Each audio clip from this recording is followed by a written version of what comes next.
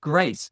Now, you talked about digital delivery as well, about so that there's certain things you can do. So like we're even in Ethiopia where maybe some mobile networks are not as strong as maybe some other places.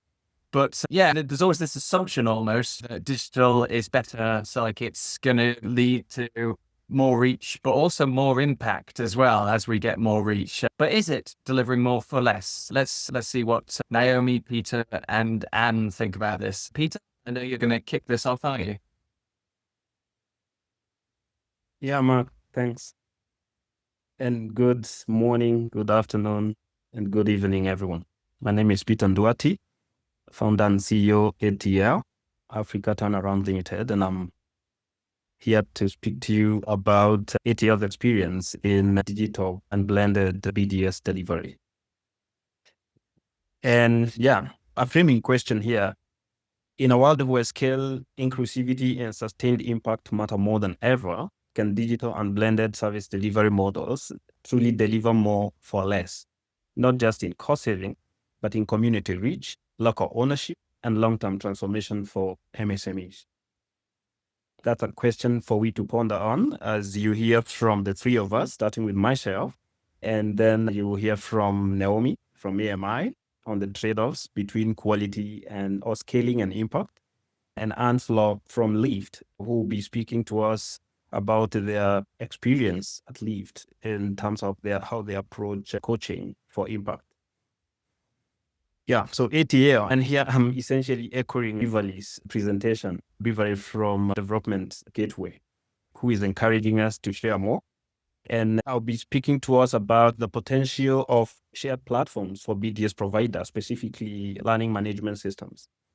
And a question for you again, in a world of shrinking donor budgets, how can we equip local BDS providers with the digital platforms and ready-made courses that they need to deliver affordable, high-quality BDS support at scale? How can we do that? Next. So at ATL, where I am essentially talking about our experience in providing a shared platform with BDS providers and programs, we catalyze the power of enterprise through tech-enabled BDS for economic empowerment. And we do that by accelerating the scale of BDS, by certifying local BDS providers and licensing them to use our shared platform and courses. And here are some of the clients we've worked with. Next. And what is the solution and how does this work? The solution is more what Hedwig yesterday from Agra called the Uber for BDS, in the sense that we are working from having every BDS provider having to build their own courses and delivery systems, more like having every Uber driver their own Uber app to be able to offer a more cost-efficient service to consumers. And so what solution do we offer? So it's an integrated solution. It comes with an app for learner that comes with offline capability, a dashboard for trainers that allow trainers and coaches to manage training at scale, digital courses. And actually, it was good to hear from IFC because IFC is one of our content partners. One of the programs we offer is ALP. But we have several digital courses, including ones that ATL has developed over time, including a certification program.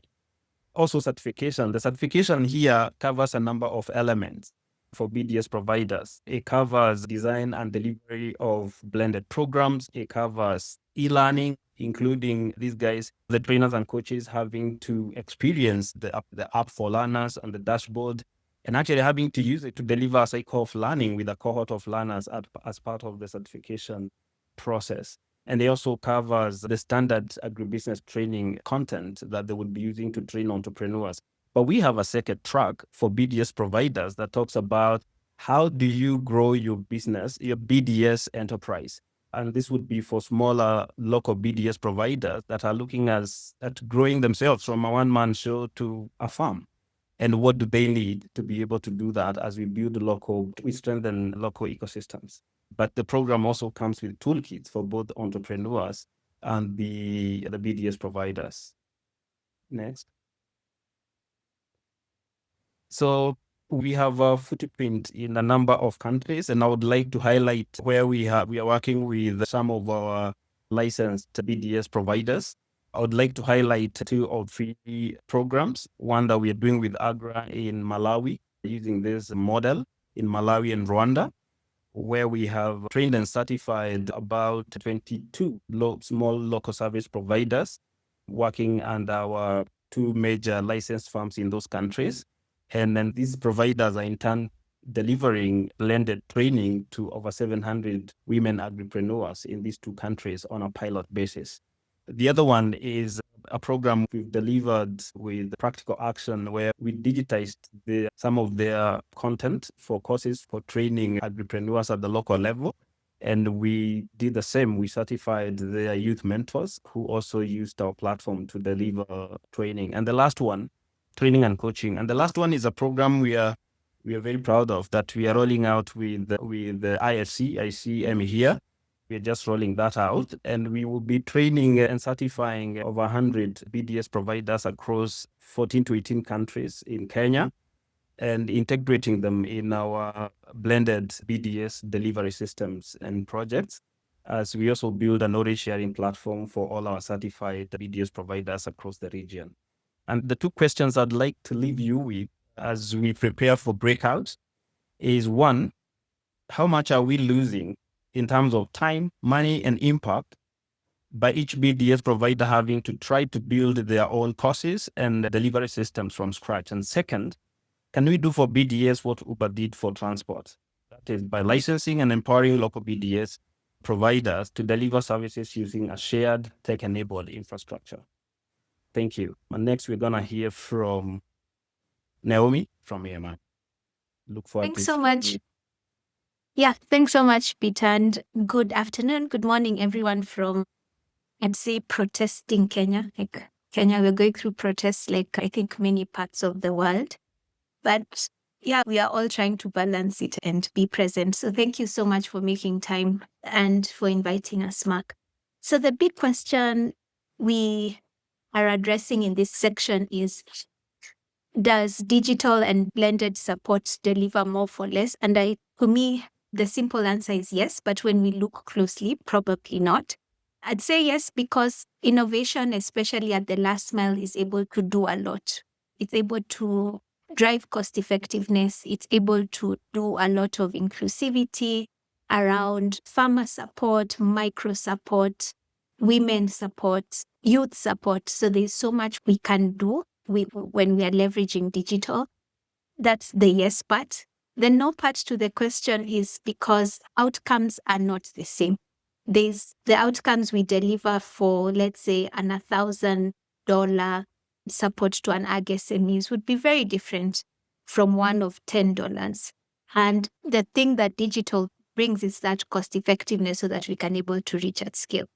My argument is the outcomes can't be the same. And I think something we can all do is really champion these outcomes and differences to funders, because I don't know if people's experiences are similar to ours or mine, where you find funders expect same outcomes for low-cost interventions or scale interventions as do very high-touch interventions. And I think it's up to us to advocate that there is a space for scale, and the outcomes are almost the opportunity cost, if I can use that word, for us to use. So for now, I just want to look at some case studies of our work at AMI and in terms of delivering BTS if you can go back to that slide, Mark, sorry.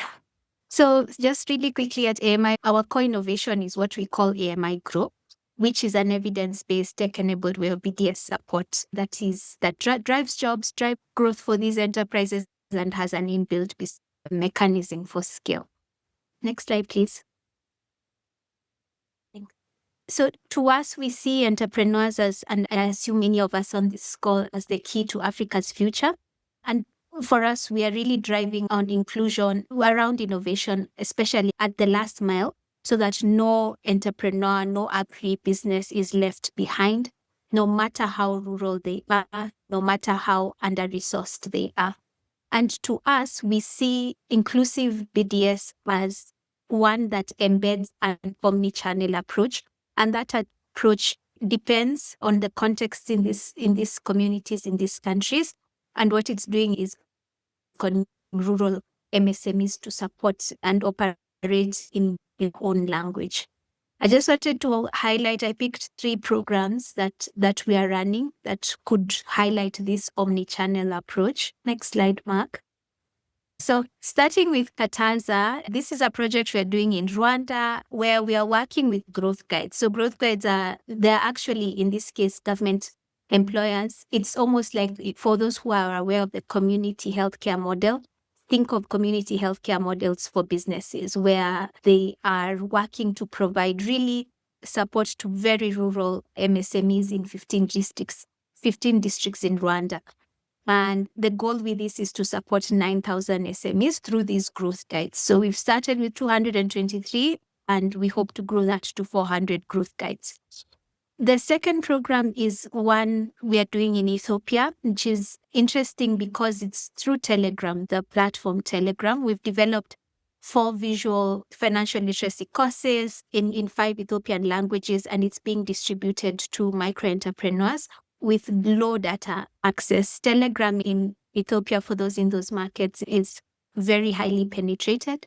And we've done that. Another one I wanted to spotlight is Fast Plus 2 program we're doing in Ghana, targeting 10,000 MSMEs. And here we are delivering AMI Grow that I talked about earlier through financial institutions and through different pathways. One is financial institutions, the other is through our learning app, and the other one is in-person bootcamps. So for us, we've seen the trade-offs have been around outcomes where we are not, in terms of what we are promising as outcomes in these programs, there's what we do in terms of reach, and there's what we do in terms of really driving job growth and job creation. What we found is different ways of pathways. So for example, if our target is 9,000 SMEs or 9,000 agri-SMEs, finding a way to easily segment them really early on and pathway them through different platforms. And some of those pathways are scalable, while some we're able to really look in depth and work with those businesses. That's the omni-channel approach. And the question I have for the breakout room, last slide, is I'm really keen to hear what trade-offs have you encountered delivering innovation at the last mile when you're thinking in terms of scale versus depth, like what I've spoken about, or tech versus human touch, and how are you navigating that? So that's it for me. I want to hand over to the next presenter. Thanks. Hello, everybody. I'm from LIFT, stands for Low Income Financial Transformation, and our technology is called Finbit. I'll talk about high tech, high touch, which we think is actually a term that sort of mirrors blended learning. And I'll try to give you a bit of the story of us. So this slide shows what Finbit delivers. So Finbit is an Android app, and businesses and farmers can use it. It mainly is a bookkeeping app that gives you a lot of data and analysis back through the business analytics report. It's shown to increase profit dramatically, even for low-educated entrepreneurs. It also provides access to a loan platform for financial access. But I won't go into how that works. What's very important is that the way we enable people to adopt the technology is through a coach. So the technology is very much technology, and we are convinced and we've learned it's not possible to just throw an app at people and expect them to use it and understand it. So we actually offer an intensive one-on-one visits for 13 weeks. So 13 visits by a Finbit coach. It is a person very local from the community. And so in that way, we have this blended approach. We have experienced that it's very important to do training gradually, a slow drip. It is our impression that in many training courses, it's people come to a training room, to the classical one, they are inundated with information and overwhelmed, and they might remember maybe 5% of what they learned. And there's not a cost-effective way. Also, we know that people, they need to think about things and then try it out. And then very gradually they're ready for the next step. So that is these weekly stages. We also think that actually this kind of learning can continue forever. So we'll always be able to develop new items that people can adopt. We also see in digital learning that it's there, offered, and then everything is available, and it can also be overwhelming. So that's why we want to have the person and then the slow approach. Everybody goes through things, and then you can also adjust it to the individual. And then it comes to a next thing is that a lot of people are talking of blended learning as being the cost-effective thing. Digital learning has to be done because then we can scale. But in a way, there are other ways of scaling. The reason why an individual trainer cannot be scaled is very often programs rely on top performers. And then when you replicate it, the replicated person is not as brilliant as the original one, and it isn't very effective at all anymore. What we want to do is the real content messages are going into the digital format, and we've tried to make the whole program completely foolproof. It doesn't sound nice, but even a fool could do it. At least that's the aim, because that way we can just go into a village, get a committed person who is genuine and wants to do something for their community, and they can adopt our system and bring it to scale. I think it's really important to think about this cost effectiveness, and we think of engaging people as costly, but at the same time, those people are then learning from that and they are progressing their careers. And there's a lot of benefits coming back to the community if those people engaged in it. So some organizations are going for people calling up robots and getting this sort of robot voice to give answers. And that saves so much money, but in a way, you also lose other things. So my burning question is, of course, we should incorporate AI, but we should also keep on integrating people and offering jobs. Thank That's you, all I wanted to Anne-Marie. say. No, and I think you've been very provocative there as well, saying that we don't need expert trainers and coaches necessarily. Yeah, no, I like the phrase "even a fool could do it" because it challenges people to think about what this means and how you can expand, scale, and things like that. Okay, no, very interesting.